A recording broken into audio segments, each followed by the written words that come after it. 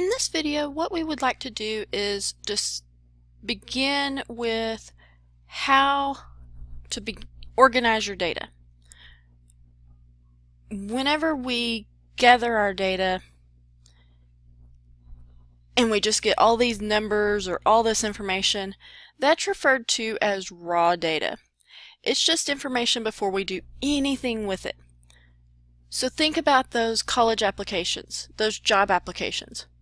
We enter that into the computer unorganized, or just the pieces of paper that you fill out or on the computer that you fill out. We've done nothing with it. That is just raw data. You go through and keep your weight over a week. You measure your weight every day for a week. You just write those down somewhere. That is just raw data. You haven't done anything with it. You haven't taken the average, you haven't determined how much weight you've lost, how much weight you've gained, anything of that nature. That's just raw data. And so what we look at is we look at frequencies. This information is for qualitative data, that categorical data. Okay?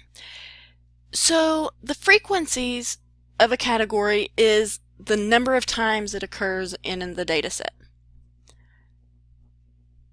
If we look at ethnicity or nation of origin, we can count how many select each nationality. And the number, let's say we take 1,000 students. And the number of students that select white or American, that's more race but American, that is the frequency of being American in that sample. Some may select African, some may select German, that type of thing. Just the number of times that it occurs is the frequency. That's still not very organized. So what we want to do is we want to create a frequency distribution. And this frequency distribution, what it's going to do is it's literally a table to help us look at the frequency for each category. So we are arranging it in some type of way to identify the number of times a certain event occurs. So for example number 1, we collect data to represent the color of M&Ms in a bag of plain M&Ms. Grab you a bag of plain M&Ms if you want to, and then count the number for each color. If I look at a bag that I have, well, this one is brown. The next one is red. I get another brown. I get a blue. And I get an orange. I get 2 more reds. And what I'm doing in this column is tallying. I'm just putting a mark for each time I get a brown, a yellow, a red, an orange, that type of thing. So the tally marks aren't as important. It's your total frequency. The tally marks are just a way of helping us keep track of things. So if I put the tally marks for all the M&Ms in my bag that I currently have, I'm gonna look like this. And so I have 3 blues and 5 greens. So all I did was every time I pulled an M&M out of a bag, I put a tally mark for it. So I put a mark here beside each color. The frequency is what we really want to look at. And so the frequency is just adding up all these tally marks. So I've got 5, 10, 12 browns. We've got 5, 10, 10 yellow, 5, 9 red, 5, 6 orange. I only had 3 blue, and I had 5 green. This frequency is what we really want to pay attention to. That's how often something occurs. The tally is really just a way to help us organize items. The relative frequency is when we take the entire frequency and divide it into the frequency for each category. It is the proportion or percent of observations within a category. Kind of like splitting things up into a pie chart, which we will talk about later, but relative frequency is taking the number of brown and we're dividing it by the total number of M&Ms that I had. Okay, so here's our formula. Relative frequency. Relative frequency is also sometimes referred to as RF, relative frequency. Frequency is referred to as F. Remember I told you in a previous video to write down notation? Have you a sheet with notation? And so you can have notation RF equals relative frequency. F is frequency. N, the sum of all frequencies, is N. Remember, N is like our sample size. How many do we have? So that's going to be our N.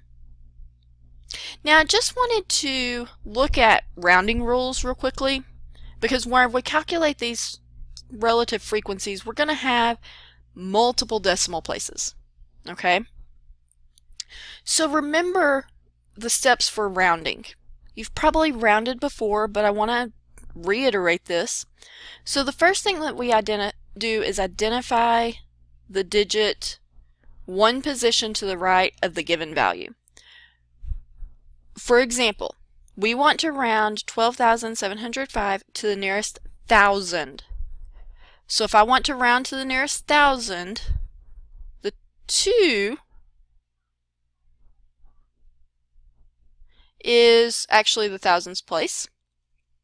I am unsure why I have circled 7. So let's ignore the 7. The 2 is the thousand place. So I look at the 7 here. Okay? In this position, it's one digit to the right of the thousands. Now then, because the 7 is greater than 5, we add 1 to the thousand, meaning we're more than halfway to the next thousand.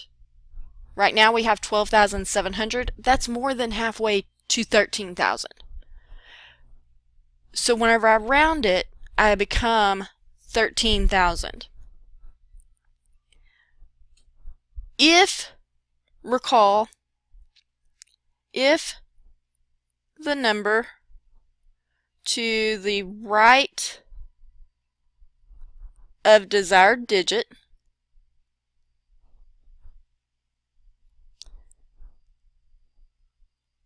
is 0, 1, 2, 3, or 4, meaning less than 5, we keep the value in the desired digit. In other words, we don't change anything. So when I'm looking at something, let's say I look at 152,789 and I want to round this to the nearest 10,000. Okay, let me grab a different color for my pen so that we can look at this. The 5 is in the 10,000. I look at the number to the right of it. I only have 2. I'm not more than halfway there. Therefore, when I round it, I leave it as 152,000. 150,000. And notice everything behind that 10,000 place is now a 0. If the number to the right of the desired digit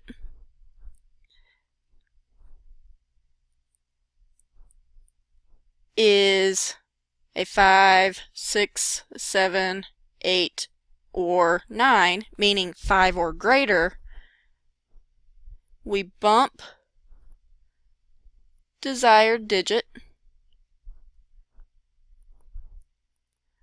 up 1. For example, if I have the same 152,789 and I want to go to the 1,000, that's this digit, I look to the right. To the right is a 7. That is more than halfway.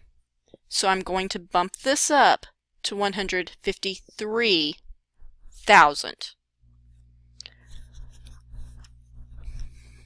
You may want to review your place values a little bit, especially the thousandths, hundredths, tenths. In other words, what number is there that we want? Most of what we do, we round to the thousandths, meaning 3 numbers behind the decimal place. Okay? So let's look at the frequency distribution that we had earlier.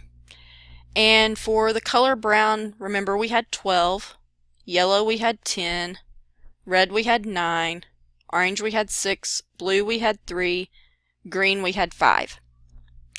And I want to find the relative frequency for each of these. The first thing that I have to remember is that relative frequency, the formula was previous, is the frequency divided by the total number. So that's like saying 12 divided by, and I need to add all of these up. So if I add all of these up and find out how many M&Ms I looked at, I take 12 plus 10 plus 9 plus 6 plus 3 plus 5, and I get that I looked at 45 M&Ms. That is my total number of M&Ms. So I have 12 divided by 45. When I divide this out, 12 divided by 45, you'll notice that in your calculator you get 0.2666666666667. Okay? I want to round this to either the thousandths or the 10,000ths. Depending upon what we're looking at, thousandths work for us. Okay? So if I round to the thousandths, that's the 3rd decimal place. This number is 5 or larger, so I'm going to take 0.26, bump that 6 up to a 7. I'm going to follow the same pattern. 10 divided by 45. 9 divided by 45. 6 divided by 45. 3 divided by 45. Notice my denominator does not change. It's just my numerator that changes. And I'm going to take 10 divided by 45. If I round properly, I get 0.222. 9 divided by 45. That one I don't have to round any.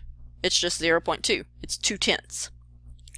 6 divided by 45 is 0.133.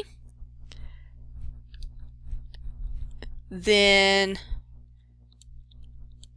3 divided by 45 is 0.067. And 5 divided by 45 is 0.111. A way to check yourself on relative frequencies is to add them up. They should come out to approximately 1. This one, the way we rounded, does come out to 1. Now, do not panic if you get 0.9997 or if you get 0.999 or a 1.001. The reason why you're getting those differences is because of the fact that you have rounded somewhere. Okay? So I'd like for you to practice constructing frequency distributions for categorical data, for qualitative data, and calculate the relative frequencies. Make sure that you're rounding. We'll say round things to the thousandths for right now. Okay? If you have questions, let me know.